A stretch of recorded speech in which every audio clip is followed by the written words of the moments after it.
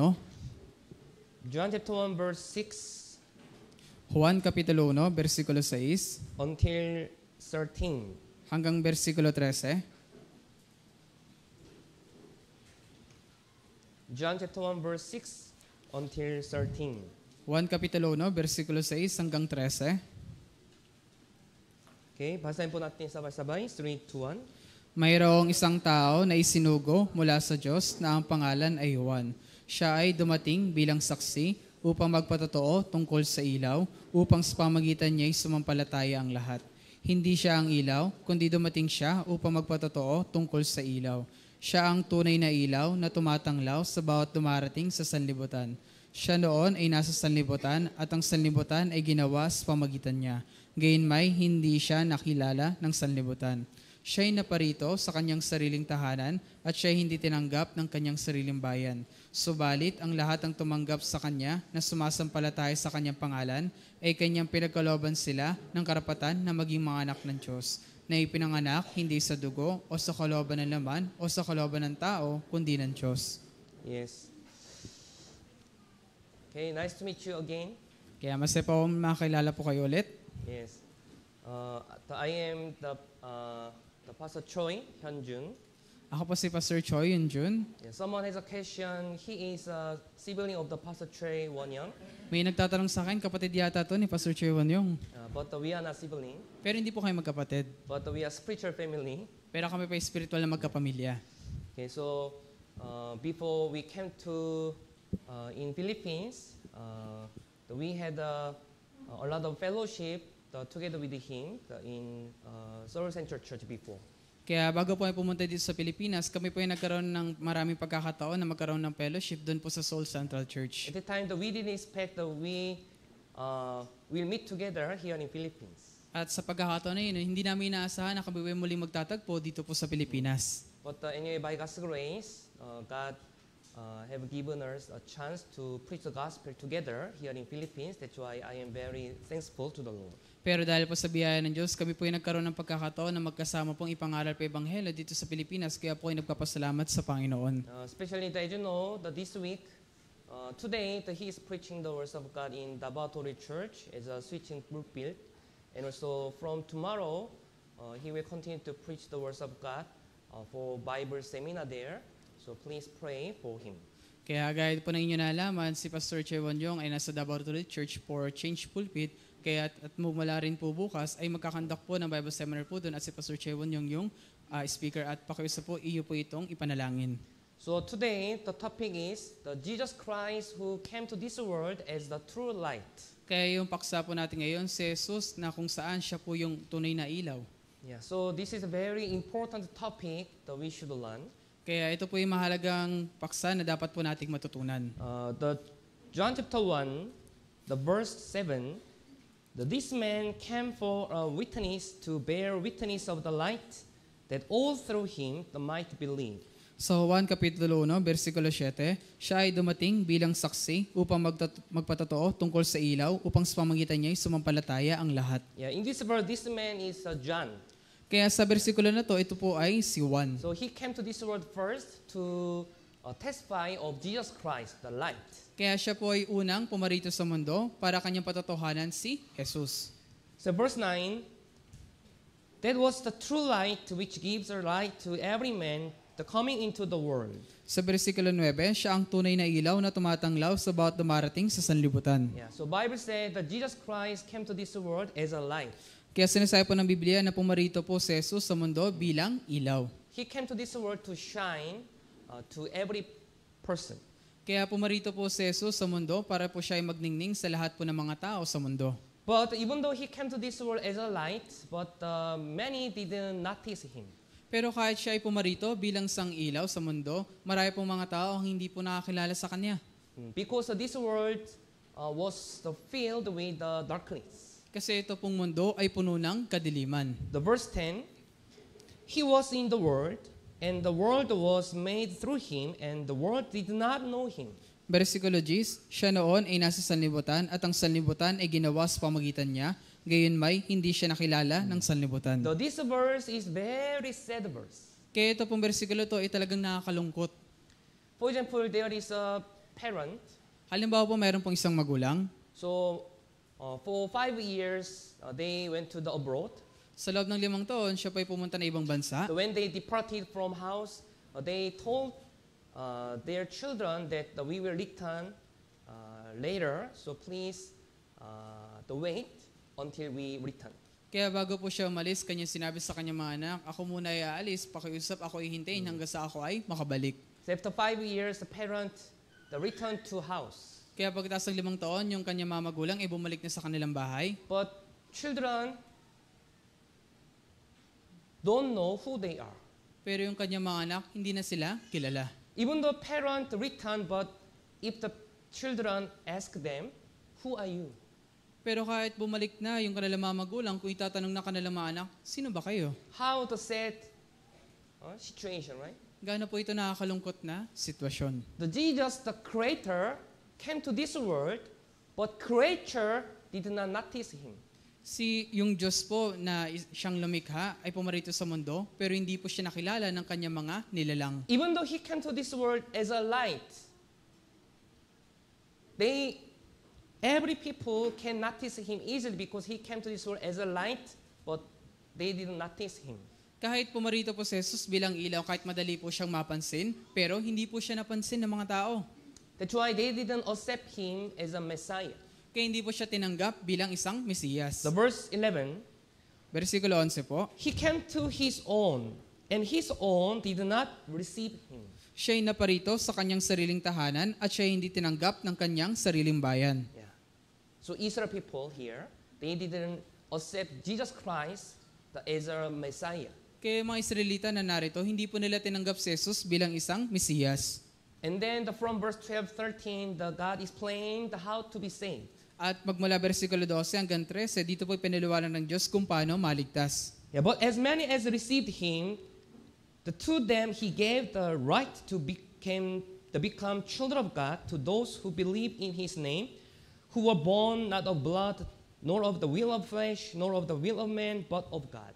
Subalit, ang lahat ng tumanggap sa Kanya na sumasampalataya sa Kanyang pangalan ay Kanyang pinagkalooban sila ng karapatan na maging mga anak ng Diyos na ipinanganak hindi sa dugo o sa kalooban ng laman o sa kalooban ng tao, kundi ng Diyos. Yeah, so it means that whoever believes in the true gospel, whoever believes in the work of Jesus Christ can be saved and they can be children of God. Kaya kung sino man ang mananampalataya sa tunay na ebanghelyo, kung sino man yung mananampalataya kay Jesucristo, sila po yung pagkakalooban na maging mga anak ng Diyos. So anyway, the today topic is the light. The Jesus came to this world as a light.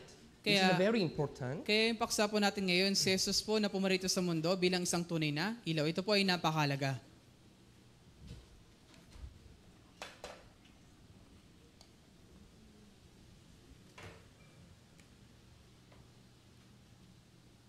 Can you see? Nakikita niyo po ba?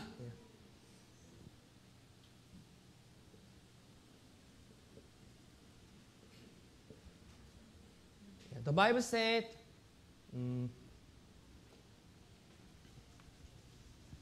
the true light. Is there a new one? Meron po bang bagong pentel pen? Golden marker? New one? I think no more ink. Palagi ko wala na yatang tinta. The Bible said the true light is Jesus Christ. Sinasabi po ng Biblia na yung tunay na ilaw ay si Jesucristo. Yeah.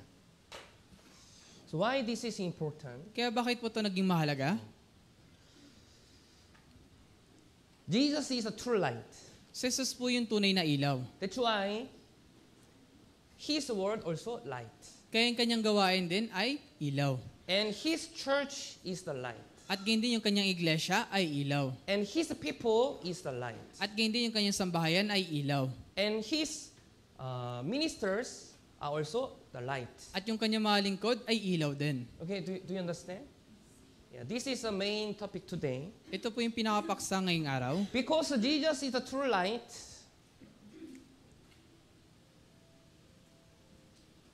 His word. Dahil si Jesus po yung tunay na ilaw, yung kanyang salita.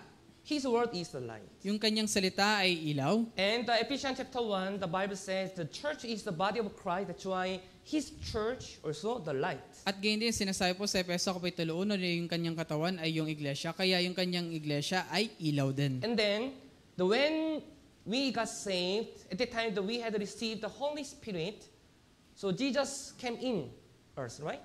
Kaya nung pumarito po yung banal na Espiritu Santo, si Jesus po ay pumarito sa atin. The true light, the Jesus Christ came into my heart when we got saved as the Holy Spirit. That's why Jesus said, "You are the light of the world." Kaya si Jesus po na tunay na ilaw ay nagpakita bilang anyo ng Espiritu Santo at pumarito sa atin. Kaya sinasabi ng Biblia, tayo po yung liwanag. So before God, Christians who got saved the light. Kaya sa harapan po ng Diyos, yung mga Kristyano na ligtas, sila po yung mga ilaw. Okay, do you understand? Yeah. And then, all the brothers and sisters who are being used by God are the light. At lahat po ng mga brothers and sisters na ginagamit po ng Diyos, sila rin po ay mga ilaw. Yeah.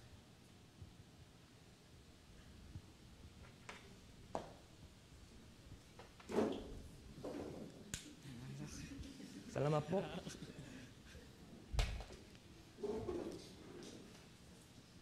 The ministers. Ito po yung mga lingkod. So this is today topic. Kaya ito po yung ating paksa ngayong araw.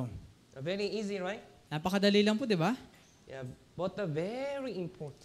Pero ito po ay napakahalaga. Because we should know who Jesus is, and also we should know who I am. Kasi kailangan po nating malaman, sino ba si Jesus at sino ba ako? Many Christians, actually, all Christians know Jesus is the light. Lahat po ng mga Kristyano, alam po nila na si Jesus ay ilaw. But sometimes we forget His word also is the light.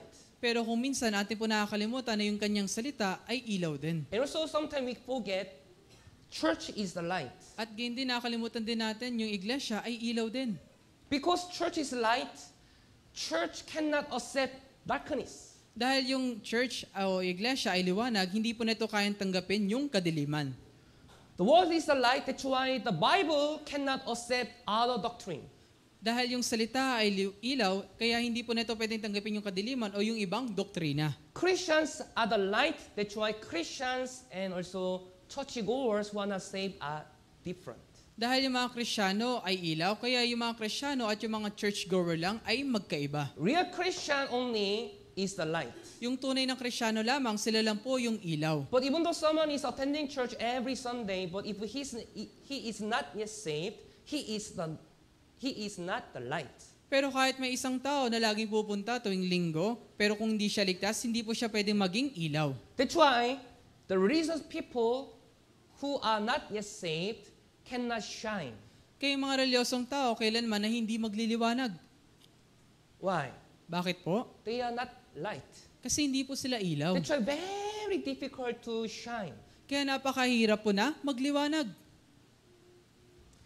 And then the ministers before God are the light. At gayon din yung mga lingkod na sa harapan ng Diyos ay ilaw din. Yeah. So in this world, who is the star? Kaya sa mundong ito, sino po yung star? Star. O yung sikat? K-pop singers? Yung mga K-pop? BTS? Yung BTS? Star of the world. Sila po yung mga sikat sa mundo. Miss World? Miss World? Miss Filipinas? Yung binibining Pilipinas? They are stars? Sila ba yung mga sikat? Yes, before man, they are stars. Oo, sa harapan ng tao, sila yung sikat. But before God, they are nothing. Pero sa harapan ng Diyos, hindi po sila sikat. Who is the star before God? Sino yung sikat sa harapan ng Diyos? For example, Daniel. Halimbawa po si Daniel. Those who bring many people to the Lord is like a star. Yung mga tao nagdadala na maraming tao sa Diyos, sila po yung mga sikat sa harapan ng Diyos. The Christians who are preaching the gospel are the star before God. Yung mga Kristyano na nangangaral ng Ebanghelyo, sila po yung mga sikat sa harapan ng Diyos. What kind of star do you want to be? Anong klaseng kasikatan po ba yung gusto mo? Best dancer in the world? Magaling na manayaw? Best model in the world? Magandang model? Handsome man? The beautiful woman? Gwapong lalaki? Magandang babae? This is your purpose of life? And ba yung layunin ng iyong buhay? Before God, we should be the real star who preached gospel. Sa harapan po ng Diyos, kailangan natin yung maging tunay na sikat na nangangaral ng Ebanghelyo. Yes, I explained everything already. Kaya naipaliwanag ko na po yung lahat. Yeah. But to know exactly, we should find the words of God, right? Pero para malaman natin na eksakto, kailangan natin to saliksikin sa Biblia. If I don't find the words of God, you may think, oh, this is just opinion of Pastor Choi. Kasi kung hindi natin ito saliksikin sa Biblia, iisipin natin, opinion lang to ni Pastor Choi. This is not my opinion. Ito po ay aking hindi opinion. This is what Bible says. Ito po yung sinasabi ng Biblia. Okay, let's find one by one. Kaya hanapin po natin ng paisa-isa. Okay, so first, our Lord Jesus Christ is the light. Let's think about more. Kaya una po, yung ating Panginoong Jesus, siya po yung ilaw. Pag-isipan po natin to. Isaiah chapter 9. Sa Isaías po, Kapitulo 9. Isaiah chapter 9 verse 2. Isaías po, Kapitulo 9, versikulo 2. Isaiah chapter 9 verse 2. Isaías, Kapitulo 9, versikulo 2.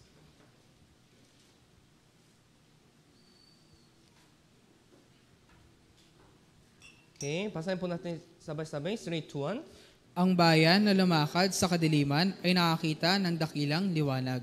Silang naninirahan sa lupain na matinding kadiliman, sa kanila sumikat ang liwanag. Yes.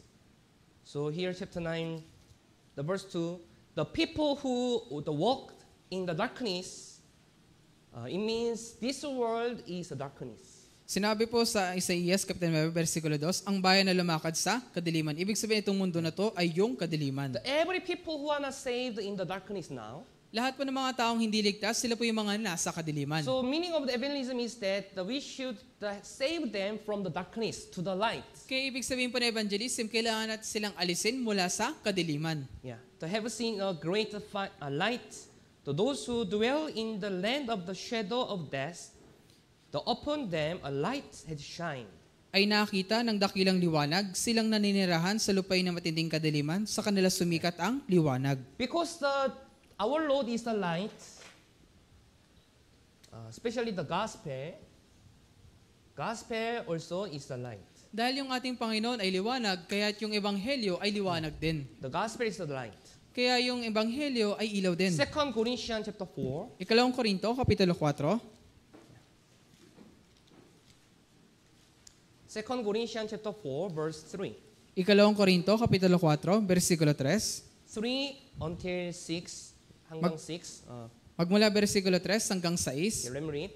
Babasahin ko po. At kahit ang aming ebanghelyo ay natatalukbungan pa, ito ay may talukbong lamang sa mga napapahamak. Sa kanilang kalagayan, binulag ng Diyos ng sanibutang ito ang pag-iisip ng mga hindi mananampalataya, upang huwag nilang makita ang liwanag ng ebanghelyo ng kaluwalhatian ni Kristo na siyang larawan ng Diyos. Sapagkat hindi namin ipinangangaral ang aming sarili, kundi si Kristo Jesus bilang Panginoon at kami ay inyong mga lingkod dahil kay Kristo. Sapagkat ang Diyos ang nagsabi, magningning ang ilaw sa kadiliman na siyang tumatanglaw sa aming mga puso upang magbigay liwanag sa pagkakakilala sa kaluwalhatian ng Diyos sa mukha ni Hesukristo. Yes. So maybe you may understand that in this verse, the light is the gospel, right? Kaya maaaring maintindihan niyo po sa bersikulo na to, yun na yung ebanghelyo ay yung ilaw. The verse 4, whose minds the God of this age has blinded. Sa bersikulo 4, sa kanilang bayan, binulog ng Diyos ng salibutan nito ang pag-iisip ng mga hindi mananampalataya. Who is the God of this age in this verse? Kaya sino yung Diyos ng salibutang ito? Who is he? Sino po siya? Yes, sakto, Satan. Tama po, si Satanas. Who tried to blind our the mind not to be shine? Kaya sino po yung bumulag sa ating mga pag-iisip para hindi magningning? The Satan. Si Satanas. The other verses, the Bible says Satan tried to snatch the words of God from the heart, right? Di ba po sinasabi sa ibang bersikulo, sinubukan po ni Satanas na nakawin yung salita ng Diyos sa ating mga puso. Yeah. That's why whenever we conducted the Bible seminar, the reason why not every people got saved is that Satan snatched the words of God from their heart. Kaya sa tuwing tayo nagkakandak ng Bible seminar, yung dahilan kung bakit hindi maligtas sa ibang tao, kasi ninanakaw ni Satanas yung salita ng Diyos sa kanilang mga puso. Why the Satan does not snatch the religion? Bakit hindi ba ninanakaw ni Satanas yung mga reliyon? Why? Bakit? Satan also knows that religion is not the way to heaven. Kasi alam din ni Satanas na yung reliyon, hindi ito paraan para makapunta ng langit. If someone is attending church, Satan is delight. Kung meron pong tao na pupunta ng church, siya po ay masaya. Yes, attend church. O sige, umating ka lang. But don't listen to the truth. Pero wag kang manikinig sa katotohanan. Please look at the other religions. Pakiusap, tingnan nyo yung ibang reliyon. Satan tried to block them. Sa Satanas ba, hinahadlangan ba sila? No. Hindi. Satan tried to push them to attend there. Kundi, tinutulak pa ng Satanas na sila ay pumunta doon. Yeah, do more. Sige, gawin mo pa yan. Praise more. Sige, magpuri ka pa. Offer many things. Sige, maghandog ka pa. But don't listen to the truth. Pero wag kang makinig sa katotohanan. That's why whenever we conducted a Bible seminar, the reason why it is difficult to evangelize, Satan is working. Kaya sa tuwing tayo nagdadaos sa Bible seminar, kaya mahirap po makapagligtas kasi si Satanas po, siya po ay kumikilos din. Yeah, that is true. Yun po yung katotohanan. Because only people can be saved by words of God. Kasi yung mga tao, maaari lang silang maligtas sa pamagitan ng salita ng Yeah, Diyos. Luke chapter 8. Tingnan po natin sa Lucas, Kapitulo 8. Luke chapter 8, Lucas po, Kapitulo 8, verse 12. versikulo 12. Luke chapter 8, verse 12. Lucas po, Kapitulo 8, versikulo 12. Verse 12. Versikulo 12. Okay, let's read it together. 3, 2, 1. Ang mga nasa tabi ng daan ay ang mga nakinig, pagkatapos ay dumating ang dyablo at inagaw ang salita mula sa kanilang mga puso upang hindi sila sumampalataya at maligtas. Yeah, through this verse, you can see the way to heaven. Can you see? Kaya sa pamagitan ng bersikulo ito, nakikita niyo po ba paano makapunta ng langit? What is the way to be saved? Ano yung paraan para maligtas?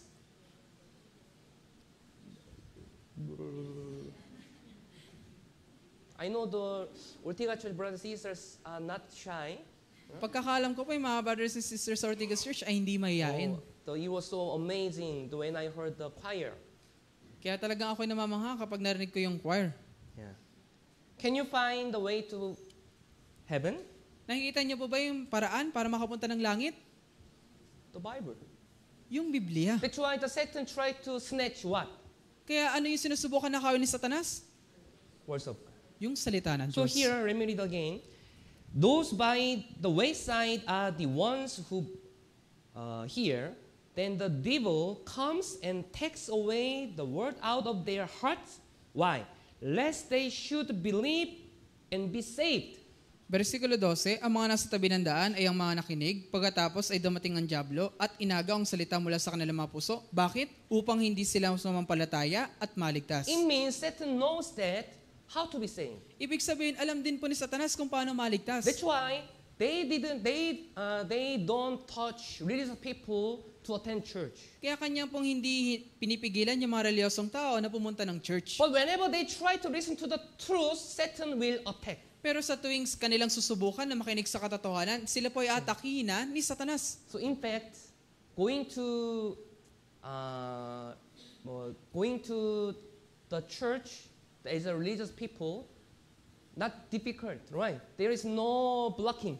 Kaya sa katotohanan po, yung mga reliyosong tao na pupunta sa church ay hindi po mahirap kasi wala pong haharang sa kanila. But if you try to live as a Christian, there are so many obstacles. Pero kung nanaisin mo na mabuhay bilang isang tunay na Kristyano, napakarami pong hadlang. Why? Bakit po? Satan knows. Kasi alam po ito ni Satanas. If you feel the difficulties about the Christian life, yes, it means you try to live for God. Kaya kung ikaw ay nakakaranas sa mga kahirapan sa iyong buhay Kristyano, tama, ikaw po ay nabubuhay para sa Diyos. But your life is peaceful in your house, in your workplace, in school, it means you are already compromised with the world. Pero kung yung buhay mo ay mapayapa sa bahay, sa trabaho, sa eskwelahan, sa pinagtatrabahoan, ibig sabihin nakipagkompormiso ka na sa kasalanan. The Bible says, whoever live for the Lord will be persecuted. Kaya sinasabi po ng Biblia na sino man ang nagnanais sa buhay para sa Panginoon ay raranas sa mga kahirapan. There is no persecution in your life. Wala pong pag-uusig sa inyong buhay Kristyano. It means you are already compromised with the worldly man. Ibig sabihin, nakipagkompormiso ka na sa mga makamundong tao. I'm sorry to tell, but this is true. Pasensya po, pero yun po yung katotohanan. There is no persecution in your family Wala bang pang-uusig mula sa inyong pamilya? from the people who are not saved. Mula sa mga hindi ligtas sa tao? It means you don't evangelize yet. Ibig sabihin, hindi ka nag-evangelize. You are very peaceful in your workplace. Mapayapa ba yung pinagtatrabuhan? It means that you are very silent to preach the gospel. Ibig sabihin, napakatahimik mo para sa pangangaral ng Ebanghelyo. You are peaceful in the world, Ikaw ba ay mapayapa sa mundong ito? no persecutor. Walang nanguusig sa'yo? It means you don't live as the light. Ibig sabihin, hindi ka nabubuhay bilang isang ilaw. Why Jesus was persecuting? Bakit ba si Jesus ay inuusig? Why Jesus was blamed? Bakit ba si Jesus ay sinisisi? Why Jesus was crucified on the cross? Bakit ba si Jesus ay pinako dun sa krus? Because he came to this world as a light, and also he lived as a light. That's why darkness didn't like him. Kasi pumarito siya sa mundo bilang isang ilaw at siya po ay nagningning bilang isang ilaw, kaya yung kadiliman itong mundo ayaw siyang tanggapin. Examine your life. Kaya pa kayo po, suriin niyo yung buhay. Do you live as the light? Nabubuhay ka ba talaga bilang isang ilaw? Light, darkness cannot be mixing. Yung ilaw at Right. kadiliman hindi po pwedeng maghalo. Opposite way. Ito po talaga yung magkaiba. Light, the darkness never be mixing. Yung liwanag at kadiliman kailanman ay hindi maghalo. That's why, if you live as a light in your workplace, persecution will come. Kaya kung ikaw ay mabubuhay bilang isang ilaw sa iyong pinagtatrabuhan, talagang yung pag-uusig ay darating sa iyo. Why? Bakit po? Darkness does not like light. Kasi yung kadiliman ayaw niya ng liwanag. Darkness never accept the light. Yung kadiliman kailanman hindi niya tatanggapin yung liwanag. Darkness is the enemy of the light. Yung kadiliman po, kanyang kaaway yung liwanag. Am I right? Tama po ba ako? But always peaceful, Pero lagi mapayapa, no persecutor, walang nanguusig, no difficulties. walang kahirapan. Examine your life. Suriin mo yung buhay. Whether you live as a light or not. Kung ikaw ba talaga ay nabubuhay bilang isang ilaw o hindi. That's why we should learn the life of the Jesus, because Jesus lived as the light. Kaya kailangan natin matutunan kung paano ba nabuhay si Jesus, kasi si Jesus po ay nabuhay bilang isang ilaw. Why church was persecuted? Bakit ba yung iglesia ay inuusig? Because church is the light. Kasi yung iglesia ay ilaw. Why church is being attacked by other doctrine? Bakit ba yung church ay inaatake ng mga ibang doktrina? Because church is the light. Kasi iglesia ay ilaw. Why brothers and sisters are being persecuted by other people who are Bakit yung saved? mga brothers and sisters ay inuusig ng mga hindi ligtas sa tao? Because Christians are the light. Kasi mga Kristiyano ay ilaw. Why gospel is being persecuted by other doctrine? Bakit yung ebanghelyo ay inuusig na yung mga ibang doktrina? Because gospel is the light. Kasi yung ebanghelyo ay liwanag. Why, if you try to live as a good minister in the church, why there will be many difficulties? Bakit pag ninanais mo mabuhay bilang sa mabuting lingkod sa church, maraming umahadlang sa buhay mo? This is the light.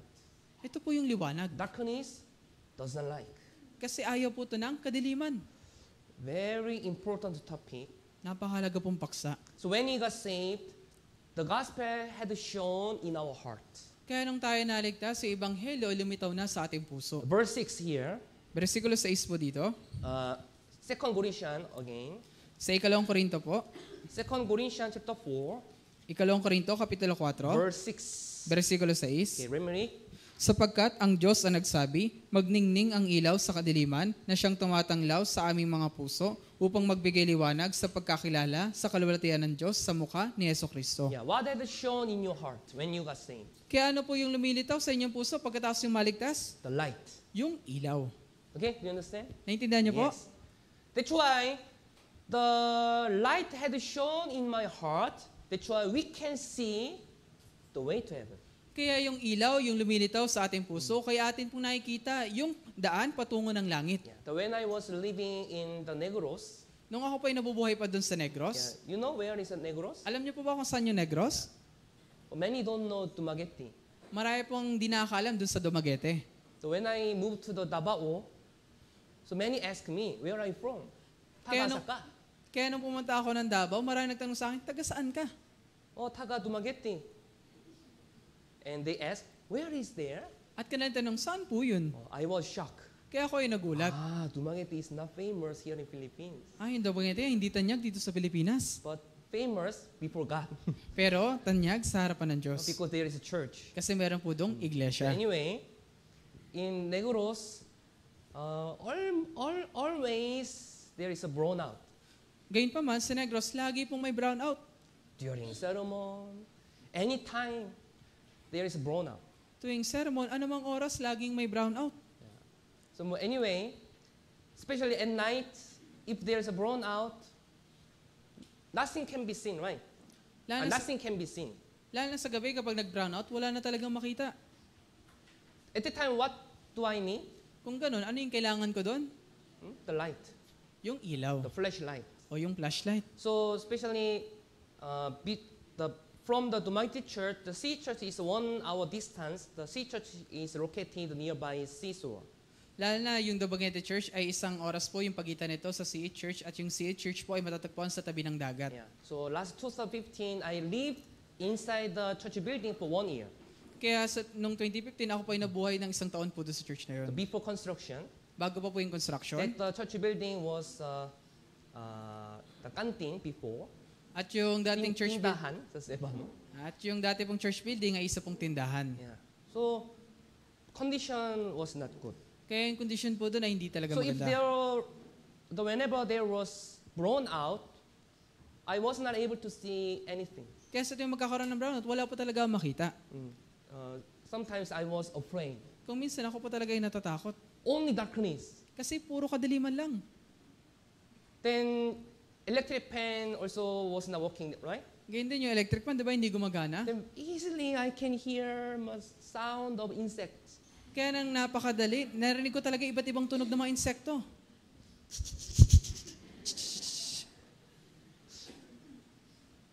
Is it bite? Tama ba talaga yun? Sometimes gecko or mite were fighting. Minsan yung tuko at yung iba nag-aaway. I heard that something was moving. Narinig ko may mga gumagalaw. What is that? Ano yun? I cannot see. Hindi ko makita. Why people will be afraid in eternal hell, you know? Kaya bakit po matatakot yung mga tao sa walang hanggang impyerno? There is no light. Kasi wala po dong ilaw. The fire of hell is not like a fire in this world. Yung apoy po sa impyerno, hindi po gaya ng apoy sa mundong ito. According to scientists, the most high temperature fire is black. Base po sa mga scientifico, yung pinakamataas po na temperatura ng apoy ay kulay itim. Bible said there is no light in hell, right? Sinasabi po ng Biblia, Why? di ba walang ilaw dun sa impyerno? Bakit God po? is the light. Kasi yung Diyos po ay liwanag. Still now, because God is walking in this world, that's why there is a light here. Hanggang ngayon, dahil kumikilos yung Diyos sa mundong ito, kaya meron pa ring ilaw. Even though this world is darkness, but there is still light. Kahit itong mundo na to ay kadiliman, meron pa ring ilaw. But not forever. Pero hindi po to walang God hanggan. will finish this world. Ito po ay yung mundong ito ay tatapusin ng The Diyos. Bible says, the day of darkness will come. Sinasabi po ng Biblia na yung araw ng kadiliman ay darating. No one experienced this day. Wala pang nakakaranas nito sa panahon natin ngayon. Do you know what is this? Alam niyo po ba kung ano ito? We didn't experience. Hindi pa natin ito naranasan. Jesus said, Bible said, the day of darkness is at the door now. Sinasabi po ni Jesus at ang Biblia na yung araw ng kadiliman ay nasa mga pintuan na. How afraid? Gaano po ito nakakatakot? No light forever. Walang ilaw, walang hanggan. Only darkness. Tanging kadiliman lang. In Korea, the one city, there was big fire in the subway. Kaya sa Korea po, sa isang syudad, nagkaroon po ng sunog doon po sa isang subway. So several hundred were dead. Kaya marami po talaga ang namatay. Among the people who were rescued, Kaya mula po doon sa mga tao na naligtas, he was interviewed. siya ay na-interview. According to what he said, Base sa kanyang sinabi, someone asked him, what is the most fear to you at the time? may nagtanong sa kanya, ano yung pinaka-nakatakot sa iyo sa pagkakataon na yun? He said, darkness. Kanyang sinabi, kadiliman. When I was in fire, I was not able to see. Nung ako'y nasa sunog, wala po ako anumang makita. I could not see anything. Wala po ako anumang makita. That's why I was so afraid, he said. Kaya ako'y sobrang natatakot. Darkness is afraid. Kaya yung kadiliman po ay nakakatakot.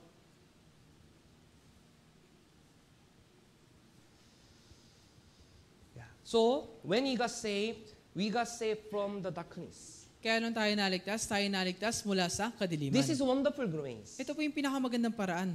We got saved from the eternal darkness. Tayo naligtas mula sa walang hanggang kadiliman. Colossians chapter 1, Sa Colossus po, Kapitulo 1, verse 13. versikulo 13. Colossians chapter 1, verse 13. Colossus po, Kapitulo 1, versikulo 13. 13 to 14. Versikulo 13 hanggang 14. Okay, basahin po natin sabay-sabay. 3, 2, 1. Iniligtas niya tayo sa kapangyarihan ng kadiliman at inilipat tayo sa kaharian ng kanyang minamahal na anak. Na sa kanya ay mayroon tayong katubusan na siyang kapatawaran ng mga kasalanan. Yes. He has delivered us from the power of darkness. Iniligtas niya tayo sa kapangyarihan ng kadiliman. Yeah, what is this? Ano po ito? Salvation, right? Ito po yung kaligtasan. What is the meaning of salvation? Ano po yung ibig sabihin ng kaligtasan? Deliverance from the bad situation. We call this salvation, right? Iniligtas po mula sa pangit na sitwasyon. Someone is in the middle of the sea. He cannot swim, but if he got saved from the sea, this is also salvation from the sea. Kaya halimbawa po, di ba, mayroon isang tao na sa gitna ng dagat at hindi siya makalungoy, pero nung iniligtas siya, yun po yung kaligtasan. Yeah, he Tama? was delivered from the emergency situation. Siya ay iniligtas dun po sa terribleng sitwasyon. Our salvation also deliverance from the darkness. Ganyan din yung ating kaligtasan ay iniligtas tayo mula sa kadiliman. Yeah, through what? Sa pamagitan ng Through believing in the gospel. pagsampalataya sa The Ebanghelyo. forgiveness of sins, right? Yung kapatawaran ng mga kasalanan, So tama? core of the salvation is written in the verse 14 here. Kaya yung patungkol sa kaligtasan, ito po ay nakasulat sa versikulo 14. In whom we have redemption through His blood. Nasa Kanya ay meron tayong katubusan na siyang kapatawaran ng mga kasalanan. The forgiveness of sins. Kapatawaran ng mga kasalanan. Yes. So foundation of salvation we got saved is forgiveness of sins. Kaya yung pundasyon ng ating kaligtasan, ito po yung kapatawaran ng mga kasalanan. So God came to this world as a light. Kaya pumarito po yung Diyos bilang isang liwanag. But according to the Bible, people didn't receive Him. Pero base po sa Biblia, yung mga tao, hindi po siya tinanggap. You know what is the reason? Alam niyo po ba kung ano yung dahilan? Bible said they loved the darkness. Sinasabi po ng Biblia, kasi mahal nila yung kadiliman. Very sad verse.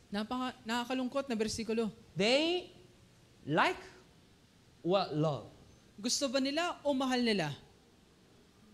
Love is more strong meaning, right? Kaya diba yung mahal, mas mabigat na kabulugan to? Not only like, but also love. Hindi lang gusto, kundi mahal. What? Alin po? Darkness. Yung kadiliman.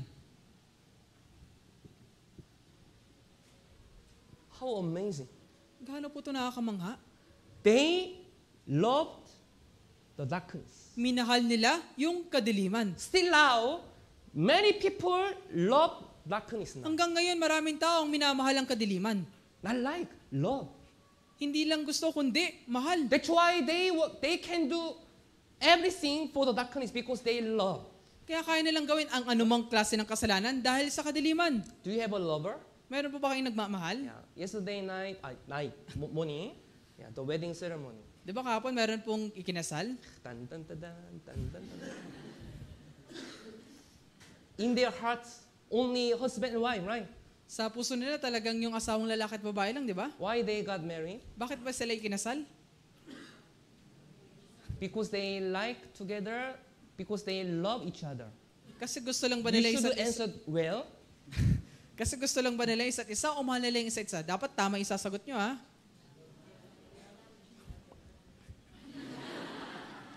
Because love. Kasi mahal po nila yung isa't Right. isa. Oh, because of love. Dahil sa pag-ibig.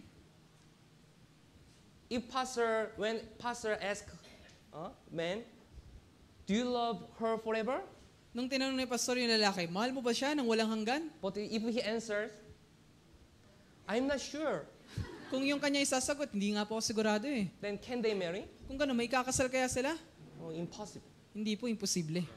That's why they love each other. That's why they can do everything for each other, right?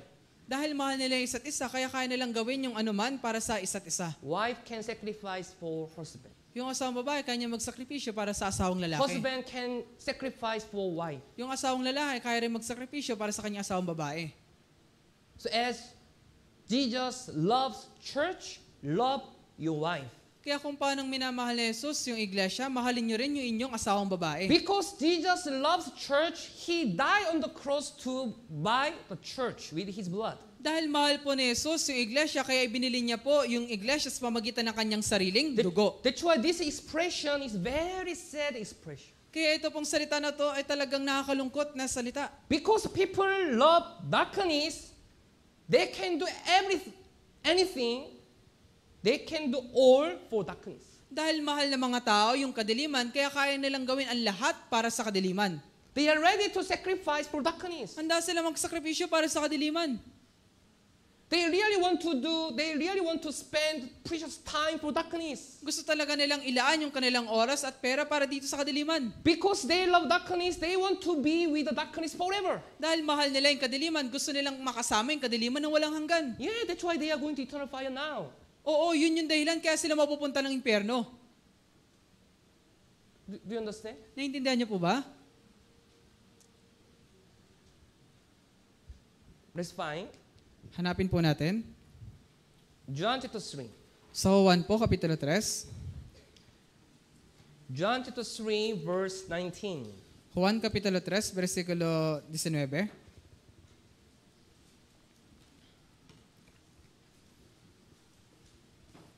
John chapter 3, verse 19 Juan Kapitulo 3, versikulo 19 and 21.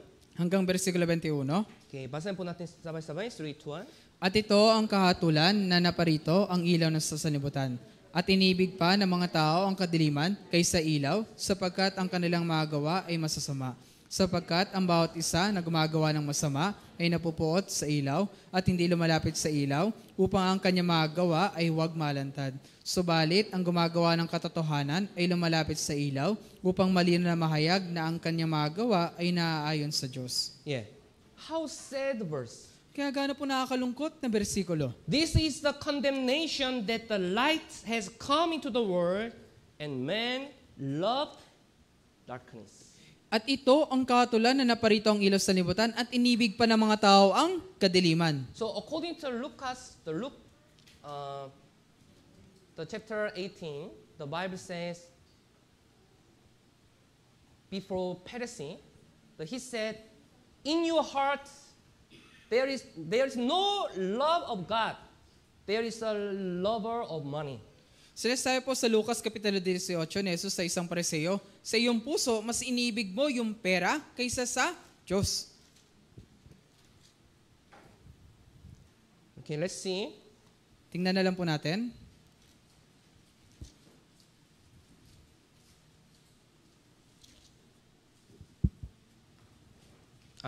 Luke chapter 16, Lucas po Kapitulo not 16, 18, verse 14. versikulo 14. Religious people. Ito po yung mga reliyosong tao. Luke chapter 16, verse 14. Lucas Kapitulo 16, versikulo 14. Let's read together. 3, 2, 1. Narinig ng mga pariseo na pang maibigin sa salapi ang lahat ng mga bagay na ito at kanilang tinuya si Jesus. Now the Pharisees, who were lovers of money, Narinig ng mga pariseo na pang maibigin sa salapi. what did they love? Ano yung iniibig nila? Please answer. What did they love? Ano yung inibig nila? Pakiusap, sumagot po kayo. Money. Yung pera. That's why for money, they live. Kaya dahil sa pera, sila po ay nabubuhay. Yes, they attended temple. Oo, umatin sila sa templo. They prayed every day. Lagi silang nanalangin. They taught the Bible. Sila ay nagtuturo ng Biblia. Religious men. Sila mga reliyosong tao. But they never loved Bible. Pero kailanman hindi nila minahal yung Biblia. Even though they had the Bible, but they didn't love the Bible. Kahit meron silang Biblia, hindi nila inibig yung Biblia. Even though they went to the temple of God, but they never loved God. Kahit iniibig nila yung templo, pero hindi nila iniibig yung salita ng Diyos. You know why? Alam niyo po bang bakit? They didn't receive the light. Kasi hindi nila natanggap yung ilaw. What does it mean? Ano ibig sabihin nito? They didn't receive salvation. Hindi pa nila natatanggap yung kaligtasan. That's why impossible to love the light. Kaya nga imposible na ibigin yung ilaw. What is the difference between real Christian and fake Christian? Anong pinagkaiba ng tunay na Kristyano at peking Kristyano? Have you ever thought? Naisip niyo na po ba yun? By attending church, we come to know?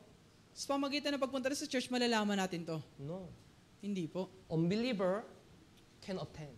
Yung mga hindi mananampalata, kaya nalang dumalo. About the reading Bible? Yung pagbabasa ba ng Biblia? Unbeliever can read. Yung mga hindi ligtas, kaya nila magbasa.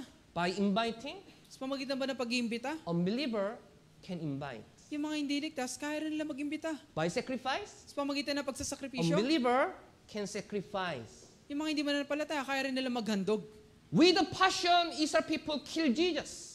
Kaya sa pamagitan ng mga tao na to, kanilang pinatay si Jesus. Through their passion, they kill Jesus. Dahil sa kanilang pagnanais, kanilang pinatay si Jesus. What is the difference between real Christian and fake Christian? Kaya ano yung pinagkaiba ng tunay na Kristyano at peking Kristyano? We should think what they love. Maaari nating isipin, ano ba yung kanilang minamahal? God is asking you always, Kaya lagi po kayong tinatanong ng Diyos. like a conversation between Jesus and Peter. Gaya ng pag-uusap ni Jesus at ni Pedro. Peter, Simon Peter, do you love me rather than other things? Simon Pedro, minamahal mo ba ako na higit sa mga bagay na ito? Do you love me rather than other things? Minamahal mo ba ako na higit sa mga bagay na ito? Do you love me rather than other things? Jesus asked 3 times. Minamahal mo ba ako na higit sa mga ito? Tinanong siya ni Jesus ng 3 beses. Yes, Peter answered. Oo, sumagot si Pedro. Yes, Lord, you know that I love you. Opo, Panginoon, alam mo na minamahal kita. His answer was true answer. Yung kanyang sagot ay tunay na sagot. He really loved Jesus. That's why Jesus accepted his answer. Talagang minamahal niya si Jesus, kaya tinanggap ni Jesus yung kanyang sagot. Jesus asked you again, Kaya si Jesus tinatanong kanya uli, do you love me rather Minamal- than other things? minamahal mo ba ako na higit sa mga bagay na ito? Do you love me rather than your family? Minamahal mo ba ako higit sa iyong pamilya? Do you love me rather than the world? Minamahal mo ba ako na higit sa mundong ito? Very important. Napakahalaga. Who loved the world? Sino yung nagmamahal sa mundo? Darkness. Yung kadiliman. Who loved the Jesus? Sino yung nagmamahal kay Jesus? The light. Yung ilaw. Who are you? Sino ka ba?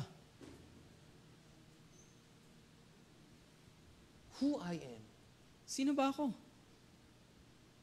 Why we should learn the Bible? Bakit ba natin kailangan pag-aralan yung We Biblia? should know who I am. Kailangan natin malaman kung sino ba ako. Why Bible seminar is needed?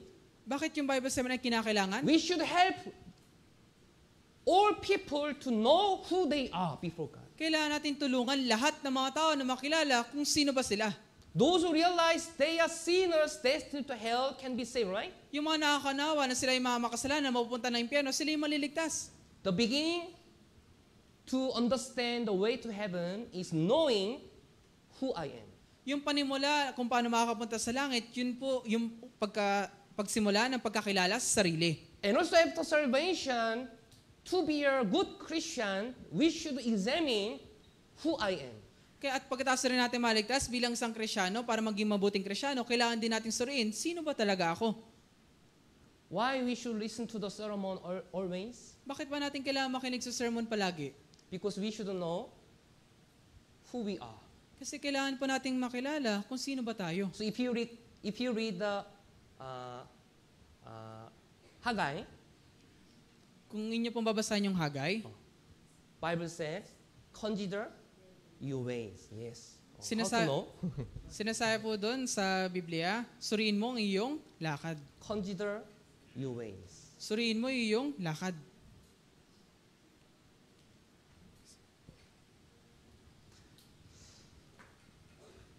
The Christian, because Christians the light, because Christian receive the light, that's why who love the light? Dahil yung mga Kristyano ay nakatanggap ng ilaw, kaya sino yung nagmamahal sa ilaw? Christian, saved people love the light. Yung mga Kristyano, yung maligtas sa tao, mahal po nila yung ilaw. Yeah. Okay, do you understand? Naintindihan niyo po ba? Okay. time is not enough, right? I will explain it simply. Christian love the light. That's why Christian love Jesus, right? Yung mga Kristiyano, mahal po nila yung ilaw, kaya mahal po nila si Jesus. That's why Christian love the words of God. Kaya ganun din, yung mga Kristiyano, mahal nila yung salita ng Diyos. Is true? Tama po ba yun? Christian love church. Yung mga Kristiyano, mahal din nila yung iglesia. Christian love other Christians. Yung mga Kristiyano, mahal din nila yung mga kanilang kapwa Kristiyano. Christian love the work of Christ. Yung mga Kristiyano, mahal din nila yung gawain ng Diyos. This is evidence of salvation. Yun po yung ebidensya ng kaligtasan. Very important. Napakahalaga. So let's think about simply the words of God. Yeah, mas pag-isipan po ba natin ng simple yung salita ng Diyos? In the New Testament, in the Old Testament, who really loved the words of God? Sa lumang tipan, sino ba talaga yung nagmamahal sa salita ng Diyos? Especially among the many people who love the words of God, especially representative is David. Lalo na sa marami pong tao na nasa Biblia, yung rumerepresenta sa kanila, yung kumakatawan, ay si David. He really loved the words of God. Talagang minamahal niya yung salita ng Diyos. Especially at the time, who had the power to rule over the world, rule over the Israel? Lalo na yung panahon na kung sino yung namumuno sa bansang Israel? David.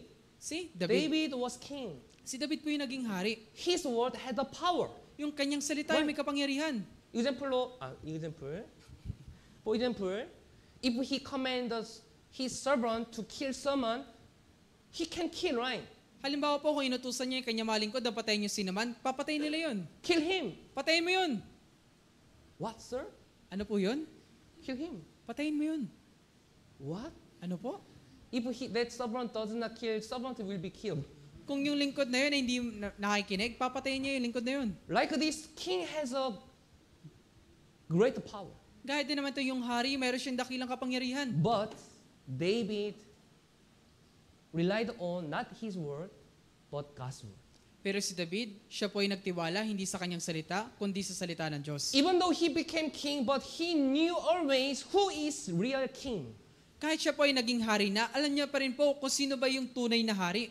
He realized that God is king of kings. Naunawaan niya na yung Diyos ay hari ng mga hari. Right. Tama? King of kings. Hari ng mga hari. That's why in his heart, his king is not David himself, but God, creator. Kaya sa kanyang puso, yung hari hindi siya, kundi yung Diyos mismo. That's why he really loved the words of God. Kaya kanyang labis na minamahal yung salita ng Diyos. Psalm 119, Buksan po natin sa awit 119, verse 97. versikulo 97.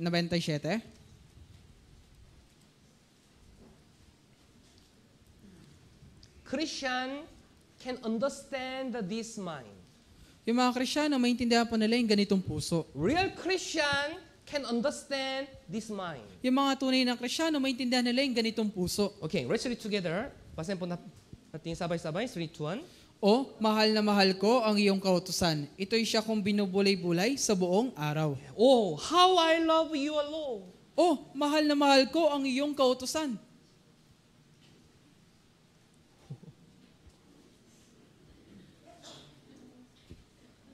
How I love your word. Mahal na mahal ko yung salita. How I love the Bible. Gaano ko iniibig yung Biblia.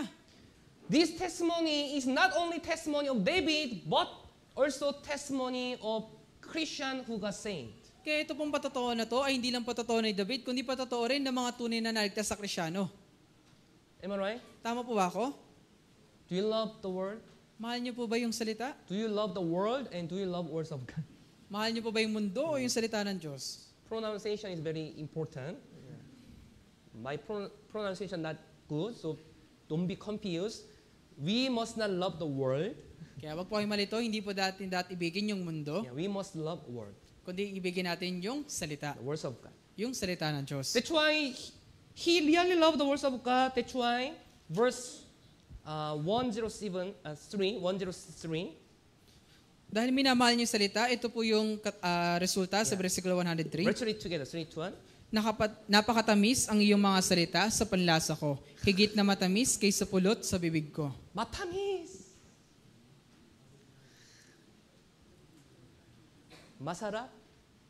Masarap. How sweet, Napakatamis. how sweet are your words. Napakatamis ang iyong mga salita. Those who love God can listen to the words of God carefully. Yung mga nagmamahal sa Diyos, sila po talaga yung maingat na nakikinig sa salita ng Diyos. How sweet. Talagang napakatamis. How sweet. Napakatamis. Why sermon is very fast? Bakit yung sermon ang bilis? Finish? Tapos na I kagad? want to listen more. Gusto ko pang makinig. So when Paul preached, especially the Sunday, he preached the words of God from the morning until midnight, you know?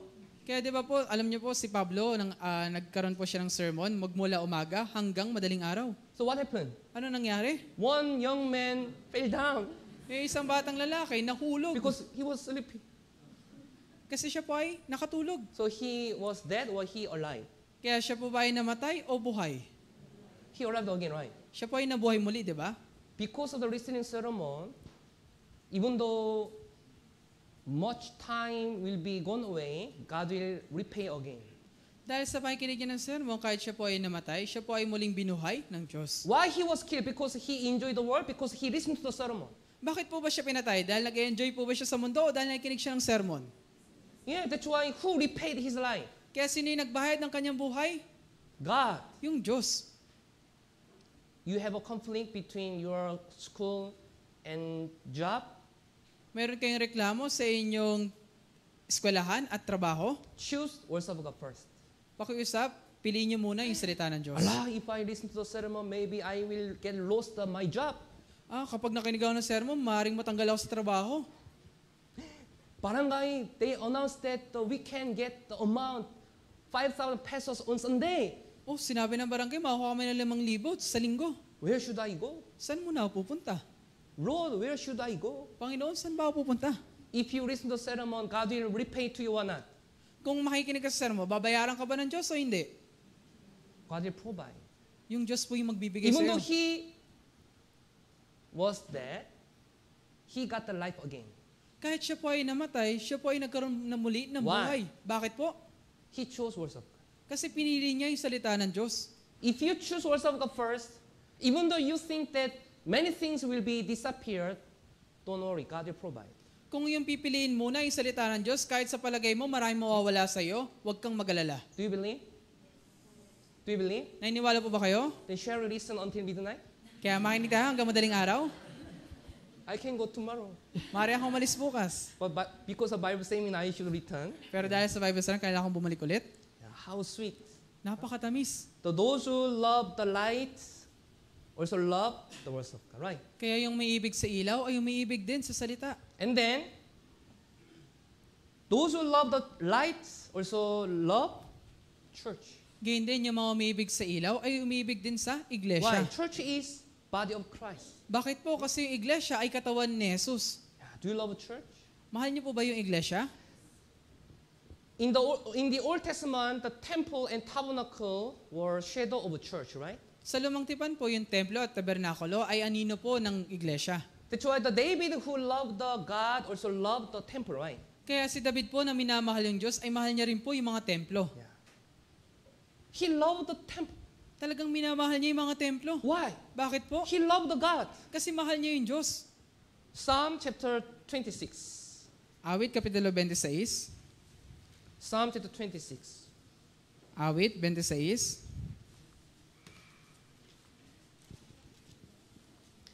26 verse 8.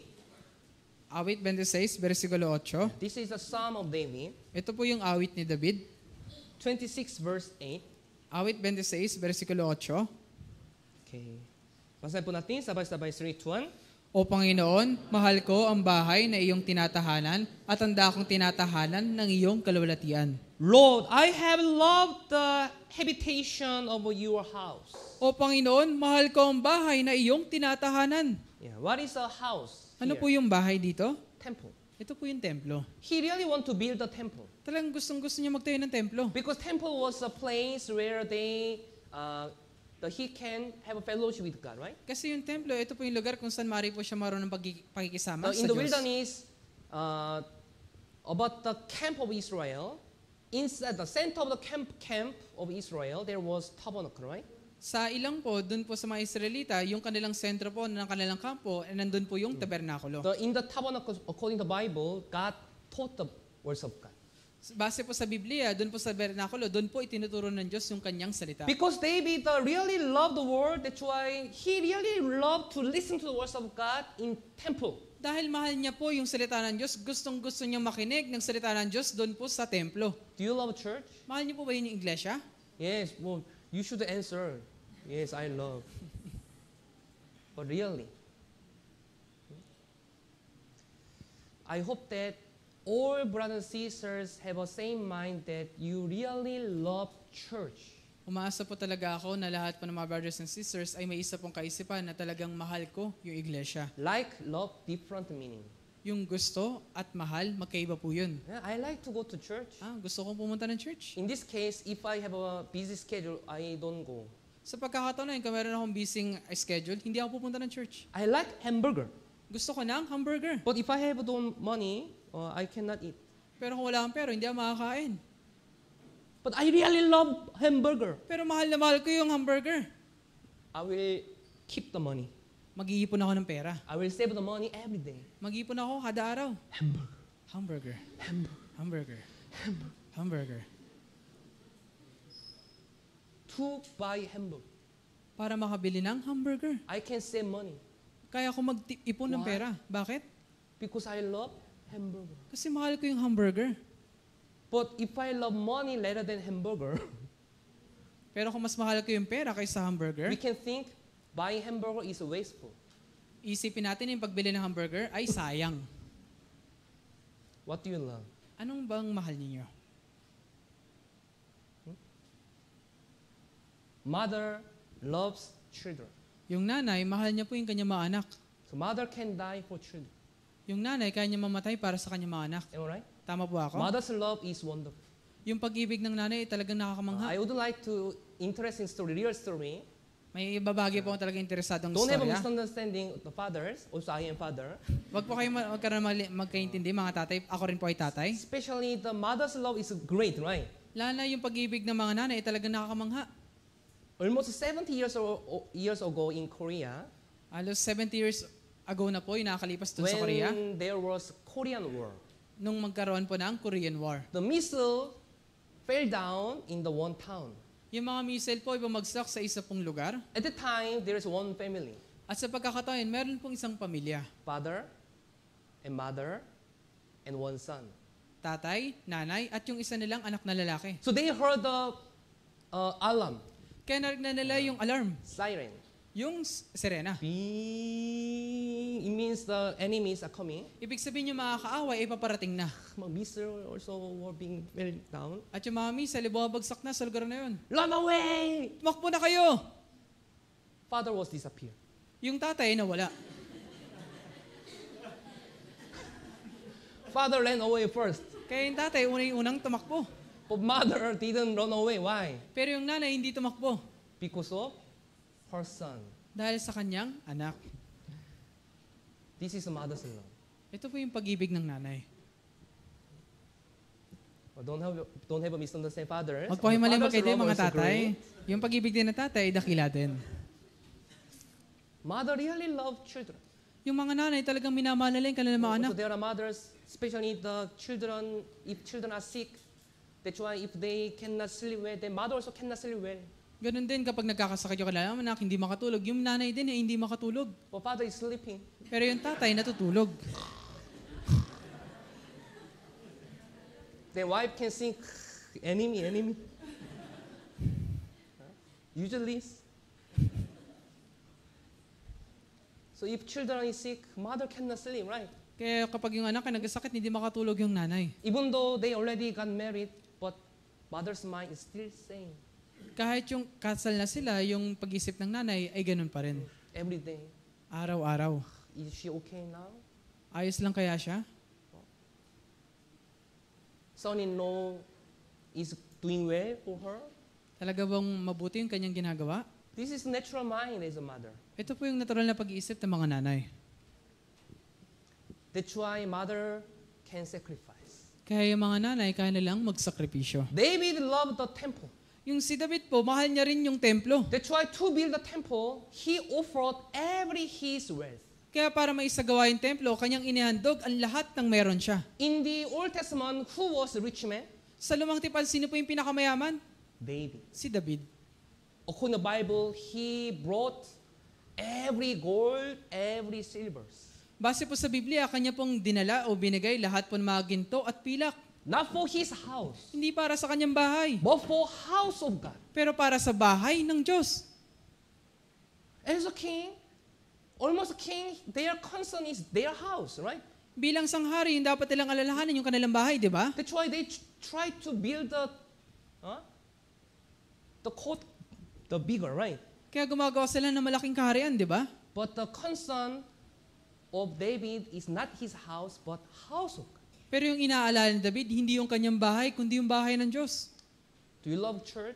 Mahal niyo po ba talaga yung iglesia? If you really love a church, show evidence. Kung mahal niyo po talaga yung iglesia, If you magpakita ka ng really love a ebidensya. church, you can sacrifice for church. And this sacrifice is very interesting and very delight for you. Kung talagang minamahal mo yung iglesia, ikaw ay magsasakripisyo at itong pagsasakripisyo na to ay talagang nakakatuwa at talagang nakakamangha. Even though I say I love the Lord, but if I don't do anything for church, this is fake. Kahit sabihin kong mahal ko yung Panginoon, pero wala naman akong anong ginagawa sa church, ito ay peke. Even though I say, yes, we should lift up the Lord, I lift up the Lord, God is the most high, but if I don't lift church up, this is a lie. Kahit sinasabi natin ay tinataas natin yung Panginoon, luwalhati para sa Diyos, pero kung hindi natin itinataas yung church, ito po ay peke. Even though I share testimony that the Bible is the most high, but if I don't obey the Bible, this is a lie. Kahit sinasabi ko na yung Biblia yung pinakamataas sa lahat, pero kung hindi naman ako sumusunod, ito ay kasinungalingan. Even though I say I fear the Lord, but if I don't fear the church of God, this is a lie. Kahit sinasabi ko ako ay mag-isa, pero kung hindi ko naman iniibig yung iglesia ng Diyos, ito ay kasinungalingan. Even though I say I love the church, but if I love the world, this is a lie. Kung sinasabi kong mahal ko yung iglesia, pero minamahal ko naman yung mundo, ito ay kasinungalingan. Because we cannot love two. Kasi hindi po natin kaya magmahal ng dalawa. Am I right? Tama po ba ako? One couple. Is a husband in his heart only one wife, right? Halimbawa po, sa isang mag-asawa, sa asawang lalaki, isa lang po, di ba, yung asawa niyang babae? He can love two women? Kaya niya po ba magmahal ng dalawang babae? This is wrong. Yun po ay mali. This is a fake love. Ito ay peking pag-ibig. Impossible. Imposible. That's why in the Old Testament, the kings who had many wives got many problems, right? Kaya di ba sa Lumang Tipan, yung mga hari na maraming asawa, maraming problema? Why? Bakit po? Men cannot love many women. Kasi yung lalaki, hindi kayang umibig ng maraming babae. Only one. Isa lang. That's why other women envy. Kaya yung mga ibang babae naiinggit. That's why according to history, not only Israel but also other nations, if king had many women, among the women, they fought. Kaya mula po doon sa mga Israelitang babae, mula po doon, sila po ay nag-aaway-away. Also, Bible said, you cannot serve two masters. Sinasabi na po ng Biblia na kaya hindi ka pwede maglingkod sa dalawang Panginoon. You cannot serve two masters. Hindi ka pwede maglingkod sa dalawang Panginoon. It means you cannot love two masters. Ibig sabihin, hindi mo pwedeng ibigin yung dalawang Panginoon. Which one do you love? Sino ba talaga yung mas mahal mo? We should love not by our word, but by our heart and action. Kailangan nating umibig, hindi lang sa pamagitan ng salita, kundi sa pamagitan ng ating puso at gawa. Because Christians are the light, right? That's why the Christian love the church. Dahil yung mga Kristyano ay ilaw, kaya mahal din po nila yung iglesia. And also Christian love Christians. Gayun din yung mga Kristyano, mahal nila yung kanilang kapwa, Okay, Kristyano. look at each other. Tingnan po niyo yung bawat isa. Guapo, guapa. Oh, guwapo, guwapa. Okay, let's say together, I love you. Kaya sabihin natin kasama, I love you.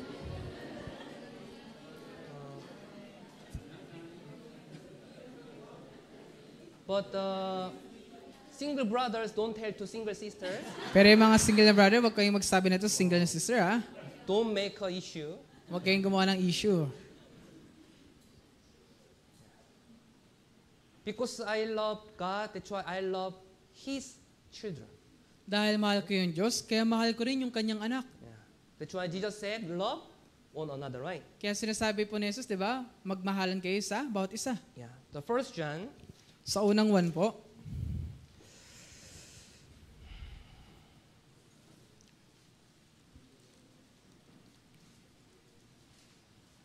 chapter 3, unang 1, kapitulo 3, verse 14. versikulo 14. Verse 14. Versikulo 14.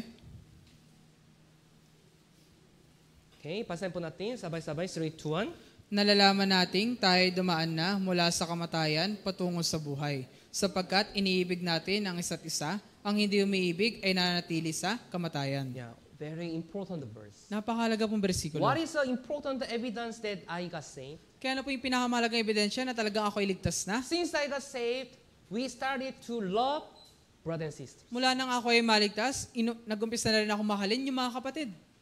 Am I right? Tama po ba ako? Okay. But today is not about the love, but let's think about shortly. Kaya ngayong araw po ay hindi paksa patungkol sa pag-ibig, pero pag-isipan natin ito ng maiksi. How to love brothers and sisters. Paano niyo po ba mamahalin yung brothers and sisters? Actually, if I realize God's love, that is not difficult. Sa katunayan, kapag naunawaan mo na yung pag-ibig ng Diyos, hindi na ito mahirap. So what is the love of God to you? Ano ba yung pag-ibig ng Diyos para sa'yo? Rice 50 kilo?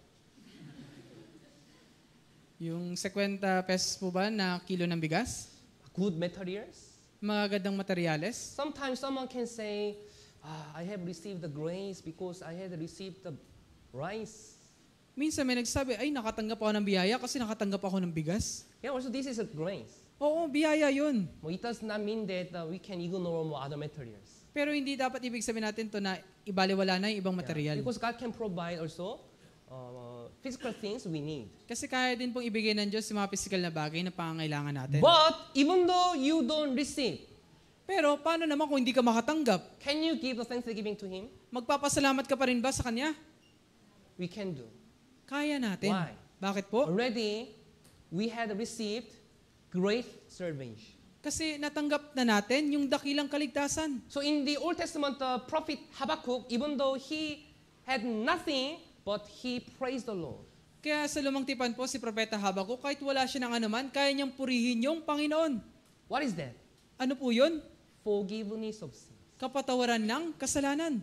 Am I right? Am I right? Tama po ba ako? Then how to love brothers and sisters? Kung ganun, paano ibigin niyo mga brothers and sisters? Forgive them, Patawarin mo sila. like Jesus. Gaya ni Jesus. Lord, the Father, forgive them. Ama, patawarin mo po sila. They don't know what they do. Hindi po nila alam kung ano yung kanilang ginagawa. This is love. Ito po yung pag-ibig. Do you have an enemy? Meron po ba kayong kaaway? Love them. Mahalin mo sila. How? Paano? Forgive them. Patawarin mo sila. What is the love you had received from God?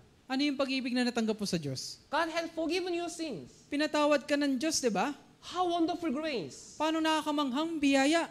Like this, Jesus said, as I love you, love one another. Gaya naman ito, kung paanong iniibig ka ni Jesus, ibigin mo rin yung bawat isa. What does this mean? Anong ibig sabihin nito? As I forgive you, forgive one another. Kung paano pinatawad kita, patawarin mo rin yung iba. This is a true love. Yun po yung tunay na pag-ibig. Okay. Ayos po ba? So even though you see some mistake of brethren, what should you do? Kaya kahit makita niyo pa ilang mong pagkakamali ng brothers and sisters, ano pong gagawin Yes. ninyo? Sin is sin, but he is children of God. Oo, kasalanan ay kasalanan, pero anak siya ng Diyos. Yes, sin should be controlled, but all Christian can be accepted by God. Oo, yung kasalanan ay dapat kontrolin, pero lahat po ng mga anak ng Diyos, lahat po ay mga anak ng Diyos. Am I right? Yes. Who is your enemy? Sino po yung kaaway ninyo? Brothers and sisters? Yung brother and sister po ba? What's it? Sometimes Christian forget who enemy is. Kung minsan yung mga Kristyano, nakakalimutan nila yung kanilang kaaway. I cannot go to the church because I can see him or her always. Hindi ako makapunta ng church kasi lahi ko naman siya nakikita doon. Who is his enemy? Sino yung kanyang kaaway? Satan Si Satanas? or a son of God? O Children yung of God. anak ng Diyos? Children of God, don't make brethren enemy. Huwag ninyong gawin kaaway yung mga anak ng Diyos. We should fight outside, not inside. Kailangan natin makipaglaban sa labas, hindi sa loob. Enemies are coming now. Yung mga kaaway paparating na. They are bringing a gun and a tank, missile. We should protect, right? Kaya nagdadala sila ng mga armas, kaya dapat nating ingatan yung bawat isa. We are one team, Tayo ay isang grupo, but if we fight each other, pero kung tayo magpapatayan, hey, I don't like you. ayaw kita. Then who can protect from enemy? Kung ganun, sino na lang yung mag-ingat sa atin mula sa kaaway? You know, as an enemy, what is the best way to destroy the one nation? Alam niyo po ba bilang isang kaaway, ano yung pinakamagandang paraan para sirain yung isang bansa? Conflict. Magkaroon ng problema. Sometimes they send spy inside. Kung minsan, nagdadala sila ng espiya doon sa loob. And spy try to make issue inside. At yung espiya ay gumagawa talaga ng gulo doon sa And loob. they try to make them enemy each other. At ginagawa na sila magkakaaway sa bawat Then, isa. even though enemy don't attack, they are destroy themselves. Kung ganun, kahit yung kaaway hindi na umatake, sila po ay wasak na. This is a way of Satan. Yun po yung paraan ni Satanas. Satan will try to attack you through division. Si Satanas po, gagawa po siya na para atakihin ka sa pamagitan ng pagkakahati-hati. Satan will let you look at the mistake. Hayaan ni Satanas na makita mo yung mga pagkakamali. So they try to make you hate each other. Gagawin niya na magkakaaway kayo sa bawat isa. Then who will be pleased? Kung ganun, sino yung malulugod? Satan. Si Satanas. Again. Sige, ulitin nyo lang. Then Satan's will be achieved. Kaya yung kalooban ni Satanas ay may isa sa katuparan. Right? Tama? Yes. So, as a Christian, we should love one another. Kaya bilang isang Kristyano, kailangan nating ibigin yung bawat isa. Yeah. And also, the ministers who are being used by God are like a light. Ganyan din yung mga lingkod na ginagamit po ng Diyos ay gaya din po ng isang ilaw. Yeah. Almost finished. Revelation chapter 1 verse 16. Sa Apokalipsis po, Kapitulo 1, versikulo 16.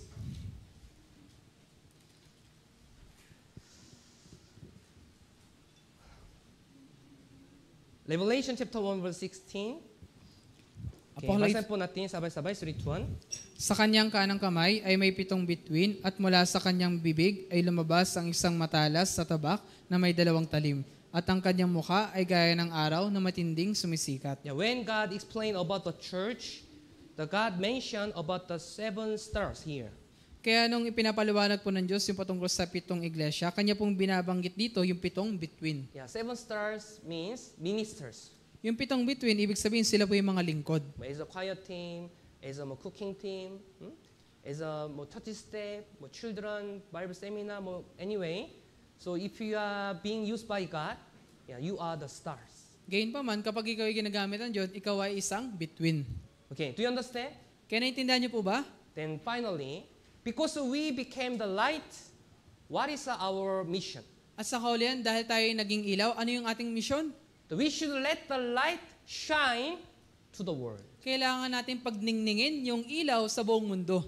Do you understand? Naintindihan niyo po? That's why Jesus said, you are the light outside the world, over the world. Kaya anong sinasabi ni Jesus? Ikaw yung ilaw sa labas ng mundo o sa mundo? Yeah, over the world. Sa mundo. You are the light in your barangay. Ikaw yung ilaw sa inyong barangay. You are the light in your family. Ikaw yung ilaw dun sa inyong pamilya. You are the light in your school. Ikaw yung ilaw sa inyong eskwelahan. You are the light in your workplace. Ikaw yung ilaw sa inyong pinagtatrabuhan. We are the light. Tayo yung ilaw. We should let the light shine to them. Kailangan nating pagningningin yung ilaw sa kanila. Because the light is Jesus Christ, that's why if we live as the light, they can see Christ. Dahil si Jesus po ay liwanag, kung tayo po ay mabubuhay gaya ng isang ilaw, makikita po nila si Kristo. The Christian was used in Antioch first. Yung mga Kristyano po ay unang nagamit doon po sa Antioquia. They were called as a Christian. Tinawag po silang Kristyano. Why? Bakit po? Christian. What does this mean? Kristiyano, ano pong ibig sabihin nun? Church goers? Mga pupunta lang ng church? No. Hindi po. Those who live like Christ. Yung mga taong nabubuhay gaya ni Kristo. That's why they were called Christian. Kaya tinawag silang Kristiyano. Before I met someone, Minsan po ako may napakinggan sa he was not saved. ay hindi po siya ligtas. But he was smoking, he was drinking. Siya po ay naninigarilyo, umiinom. But he said, I am Christian. Pero sinasabi niya, ako ay Kristiyano. How shameful. Gaano nakakaya. When they are drinking, they are saying, I am Christian. Sila ay umiinom, tapos sinasabi, Kristiyano ako. Why they defile the name of the Lord? Bakit nilang winawalang saysay yung pangalan ng Panginoon? Exodus chapter 20, what is the third commandment? Sa Exodo Kapitulo 20, ano yung ikatlong utos? Do not use the name of the Lord in vain. Huwag mong hamakin yung salita ng Diyos. They are using the name of the Lord, but they are committing a sin. Ginagamit nila yung pangalan ng Diyos at sila ay gumagawa ng kasalanan. Many unbelievers are doing like this, right? Marami mga hindi mananampalataya ang ganito ang ginagawa. They are praising in church building, but after praising, tapos na. Sila ay nagpupuri doon sa loob ng church building at pagkatapos nun, tapos na, maninigarilyo. Clean dress and praising with holiness, but after worshiping in the house, smoking, drinking, gambling, sexual immorality, it is the life of light. Pupunta sa church, maayos yung damit, pagkatapos uwi ng bahay, maninigarilyo, magsusog, gagawa ng sexual na kasalanan at iba pang kasalanan. Yun ba yung ilaw? This is not Christian life. Hindi po yan buhay Kristiyano. Christian life, religious life, same or different? Yung buhay Kristiyano at reliyosong pamumuhay, magkaiba po ba o parehas? Different. Magkaiba po. What is Christian life? Ano po yung buhay Kristiyano? Life like Christ. Buhay gaya ng kay Kristo. We call this Christian life. Tawag po natin doon ay buhay Kristiyano. What is religious life? Ano yung reliyosong buhay? Attending church only. Pagpunta lang ng church. Isaiah chapter 60, Sa Isaías po, Kapitulo 16, 60 verse 1. versikulo 1. Isaiah chapter 60 verse 1. Isaías Kapitulo 60, versikulo 1. As a light, what should we do? Bilang isang ilaw, ano yung kailangan natin gawin? Isaiah chapter 60 verse 1. Isaías Kapitulo 60, versikulo 1. Chapter 60 verse 1. Chapter 60, verse 1. Okay. Basahin po natin sabay-sabay 3, 2, 1. Ikaw ay bumangon, magliwanag ka, sapagkat ang iyong liwanag ay dumating, at ang kaluwalhatian ng Panginoon ay sumikat sa iyo. Yeah. Arise, shine. Ikaw ay bumangon, magliwanag ka. Yeah. We should do like this. Ito po dapat yung ating gawin. Yeah. How? Paano? Through the holy life, through the good life. Sa pamagitan ng banal na pamuhay, mabuting pamuhay. Yeah. Matthew chapter 5, Mateo Kapitulo 5, verse 16. versikulo 16. Chapter 5, verse 16. Mateo Kapitulo 5, versikulo 16. Okay. Basahin po natin sabay-sabay 3, 2, 1. Paliwanagin ninyo ng gayon ang inyong ilaw sa harap ng mga tao upang makita nila ang inyong mabubuting gawa at luwalhatiin nila ang inyong Ama na nasa langit. Yes. Let your light so shine before men. Paliwanagin ninyo ng gayon ang inyong ilaw sa harap ng mga tao Then they may see your good works and glorify your fathers in heaven. upang makita nila ang inyong mabuting gawa at luwalhatiin nila ang inyong Ama na nasa langit. So we should shine. Kailangan po nating magliwanag. Okay, do you understand? Naintindihan niyo po? So then many can return to the Lord. Kung ganun, marami po talaga ang babalik sa Panginoon. We are the light. We are the light which can teach them the way to heaven. Tayo po yung mga ilaw na makapagturo sa kanila ng paraan para makapunta ng langit. Yeah, then we can be real star before God. Kung ganun, tayo talaga ay magiging sikat sa harapan ng Diyos. Okay, last, because of time, last verse, Daniel chapter 12. Huling bersikulo po sa Daniel, Kapitulo 12. Daniel chapter 12, verse 3. Daniel, Kapitulo 12, versikulo 3.